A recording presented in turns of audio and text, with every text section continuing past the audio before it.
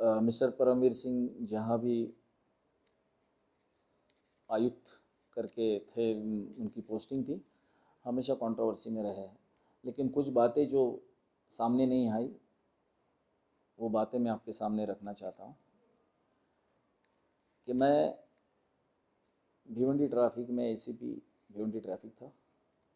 उस वक्त वहाँ हाईवे पे बहुत जामिंग होता था, बहुत सारे मल्टी एक्सल व्हीकल वहाँ आते थे, लेकिन ऑन द रिकॉर्ड उनको दिन में अलाउड नहीं था। और वो व्हीकल आने की वजह से पूरा हाईवे जाम रहता था, जिसमें छोटे बच्चे, स्कूल बसेस, ये एम्बुलेंस, एयरपोर्ट की तरफ जाने वाले लोग और एसेंशियल कम्युनिटी में जितना भी व्हीकल्स आते हैं दूध का या सब्जी का, ये व्हीकल जाम हो जाते थे। और उस वक्त फ्लाईओवर नहीं थे, लेकिन इन व्हीकल को जामिंग होने का जो एक रीज़न था वो वहाँ चल रही एक्टिविटी, वहाँ कुछ ट्रैफिक के लोगों को जो कानूनन कार्रवाई करनी चाहिए थी वो नहीं करते थे। और इस कार्रवाई में जो चल रहा था उसके पीछे मैं लग गया। मैंने कुछ ड्राइवर लोगों के स्टेटमेंट लिए, क्योंकि यहाँ आने वाला हर एक ऑफिसर जो है वो परमवीर को पैसे देकर ही यहाँ आता था, और वहाँ कभी देखा नहीं जाता था। कुछ लोग डबल आते थे या कुछ सीनियर आदमी को वहाँ पोस्टिंग नहीं होती थी, और इसकी वजह से ट्रैफिक जाम रहता था कि ये लोग की जो एक्टिविटी थी, जो कार्रवाई थी, वो गलत थी। उनकी वजह से गाड़ी रुकती थी, 10-5 मिनट गाड़ी रुकने की वजह से पीछे जाम लगता था और ओवरटेक होके पूरा हाईवे जाम रहता था। इसकी वजह जब मैंने ढूंढी और कुछ ड्राइवर लोग के स्टेटमेंट लिए, तो वहाँ के कुछ लोगों को उसका मेरा जो बर्ताव था वो अच्छा नहीं लगा, इसलिए उन्होंने मेरा ट्रांसफ़र करवा दिया। मेरा ट्रांसफ़र हेडक्वार्टर में हो, मैं वहाँ से निकल गया, लेकिन मुझे वापस ज़बरदस्ती घर पे मैसेज आने लगे, काम पे आओ वरना कार्रवाई की जाएगी। और जब मैं हाजिर हुआ तो उसके चौथे पाँचवें दिन मेरे ऊपर ये सुसाइड का केस लगाया गया। इस केस में महिला जो है सुभद्रा पवार, एक पुलिस कांस्टेबल थी जिसका अफेयर किसी अमोल फापड़े नाम के लड़के से था, और उन दोनों में हमेशा तनाव था। इस बात का वो जिक्र मेरे पास करती थी, क्योंकि मेरे बहन की वो गाँव की थी। जब उन्होंने बताया, उसने बताया कि अमोल मुझसे शादी नहीं करना चाहता, मुझसे शक करता है, तो मैंने उनको कहा था आप कानूनन कार्रवाई करो, उस पर केस करो। इस तरह से वो बात करती थी।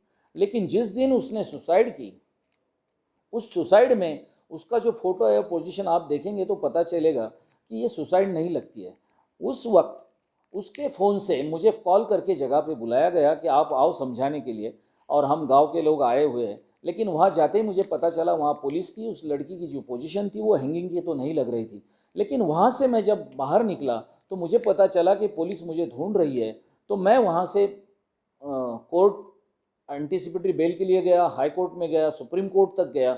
मुझे बेल तो मिला नहीं, लेकिन इस झूठे केस में मुझे 6 महीने तलोजा जेल में काटने पड़े। इस बीच में मेरी बेटी डिप्रेशन में गई, मेरी बेटी का स्टडी नहीं हुआ, मेरी माँ गुजर गई, मेरी माँ मेरा नाम हाथ पे लिख के मर गई।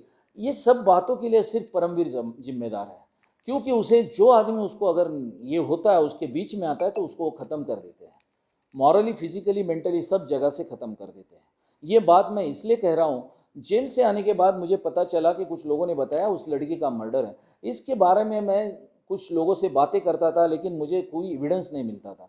लेकिन जब मुझे पता चला कि परमवीर सिंह के राइट हैंड एसीपी कदम जो है, इनको इसके बारे में सब मालूम है। जब मैंने उनके पास कहा कि सर मुझ पर अन्याय हुआ, मुझे ये, तो उन्होंने बताया कि आप ऑफिस में मत मिलना, बाहर मिलना।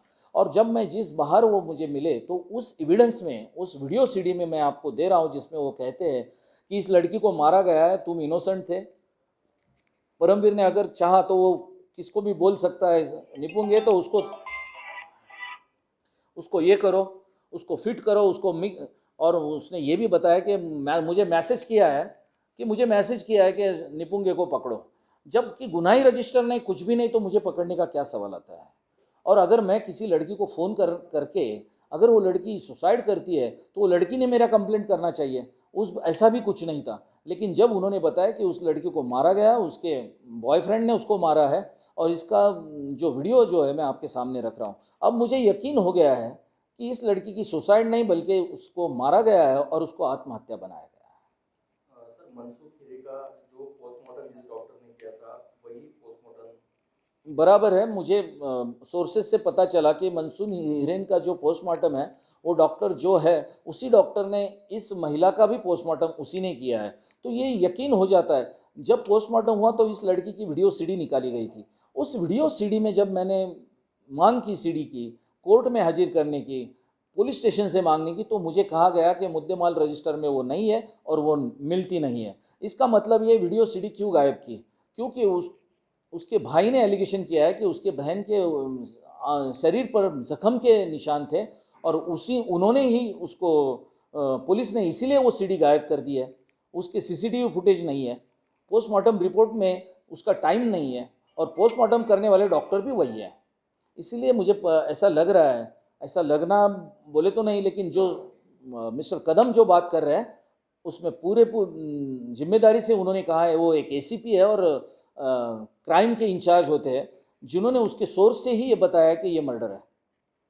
और उन्होंने और एक बात कही है कि आपने वो सीडी में देखना चाहिए। उनका जो वहाँ पे जो कुछ चल रहा था उसके खिलाफ मैं गया तो उनको लग रहा होगा कि ये अपने खिलाफ जाएगा, इसलिए ये केस में मुझे उन्होंने ब्रीफ कर दिया और इस केस में मुझे बुक कर दिया।